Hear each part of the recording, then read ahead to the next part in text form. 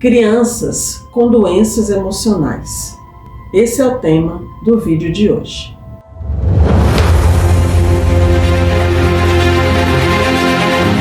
Olá, meu nome é Tânia Almeida e hoje a gente vai falar sobre as crianças que desenvolvem doenças emocionais. A gente hoje vive numa sociedade em que as crianças são expostas em tantas situações que a gente fica se questionando por que já criança exposta a tanta realidade difícil. A gente vê crianças com doenças emocionais, com doenças físicas, e a gente fica se perguntando, meu Deus, ainda é tão criança. Sim, são crianças que desenvolvem desde pequena realidades que ela já traz na sua realidade psíquica. Então, muitas crianças desenvolvem diabetes ainda criança. E a gente fica se perguntando, como que desenvolveu diabetes na infância ainda? Nem viveu tanto assim, nem comeu tanto açúcar e já está com diabetes? Então, eu quero falar disso porque a energia de cura é uma energia que cura as realidades emocionais e principalmente as doenças que têm origem emocional. Uma delas é a ansiedade em criança. Existem crianças com ansiedade. A ansiedade não é uma doença hormonal? Não, a ansiedade não é somente uma doença hormonal. Ela está ligada também a questões hormonais. Mas a ansiedade, ela está muito mais ligada a questões emocionais. E as nossas questões emocionais estão ligadas à nossa realidade psíquica muitas vezes. Só que a gente não se dá conta disso. E quando uma doença se manifesta numa criança, normalmente ela já traz uma realidade psíquica sobrecarregada. Só que a gente acha que quando vem para essa realidade de terceira dimensão, a gente vem como um papel completamente em branco e a criança normalmente não é vista como alguém que já esteve em outras realidades.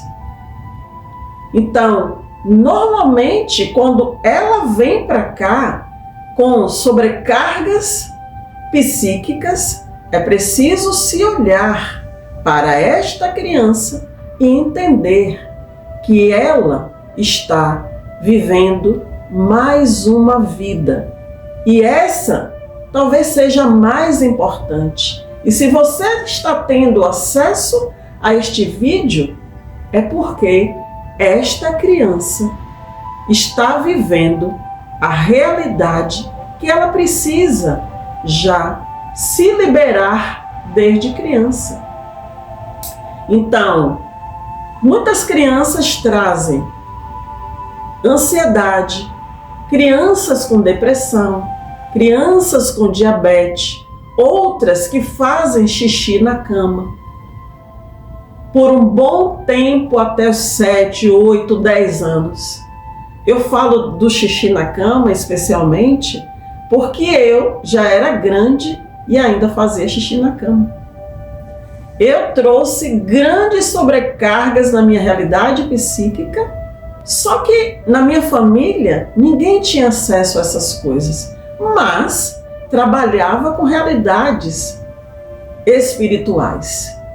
Então eu trouxe tanta sobrecarga energética, tanta sobrecarga emocional, que eu fui crescendo e eu não parava de fazer xixi na cama.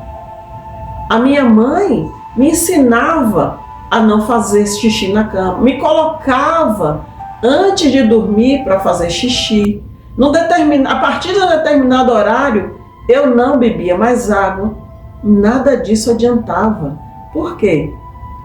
Porque o meu problema não estava ligado apenas à realidade de não beber água, ou de fazer xixi antes de dormir, ou de ser acordado de madrugada para fazer xixi.